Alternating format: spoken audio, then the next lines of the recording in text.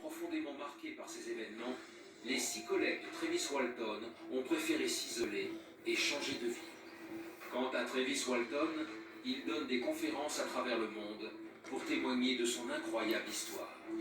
Plus étrange encore, 45 ans après cette mystérieuse rencontre extraterrestre, Travis Walton et ses 6 collègues n'ont jamais changé d'un iota leur version des faits.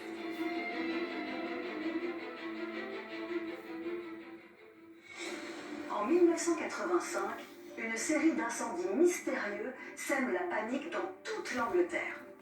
À l'origine de ces drames, un tableau maudit, reproduit à plusieurs milliers d'exemplaires et doté, dit-on, d'étranges pouvoirs surnaturels. On appelle ce tableau le garçon qui pleure. Et aussi beau soit-il, il a pourtant fait brûler toute l'Angleterre.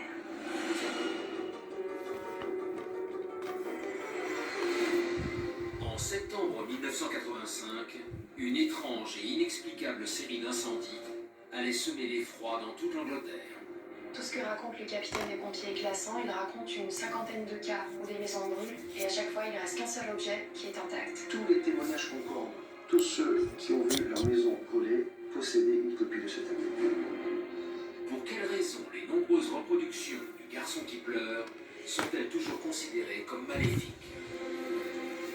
Ce qu'on raconte à propos de ce tableau est glaçant. Le garçon peint sur la toile serait porteur d'une malédiction. Pour beaucoup, il ne fait aucun doute que ce tableau est hanté. Quel étrange secret dissimule cette toile qui, pour beaucoup, reste une véritable énigme? Le tableau, à chaque fois, reste intact. On n'arrive pas à le brûler. Selon la légende, le peintre aurait fait en fait un pacte avec le diable. Retour sur l'incroyable et terrifiante histoire du garçon qui pleure, le tableau maléfique qui a effrayé l'Angleterre.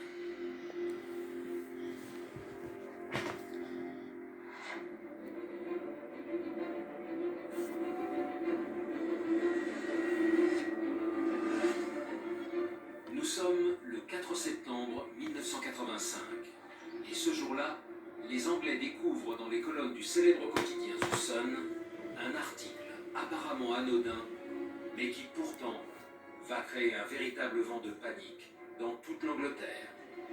Le Sun, c'est un journal populaire anglais, très populaire. Il est en confrontation directe avec le Daily Mirror. En fait, c'est celui qui sera le plus sensationnel. Le Sun va parler d'un incendie qui a lieu dans le nord de l'Angleterre, dans le Yorkshire. Un couple voit leur maison incendiée totalement.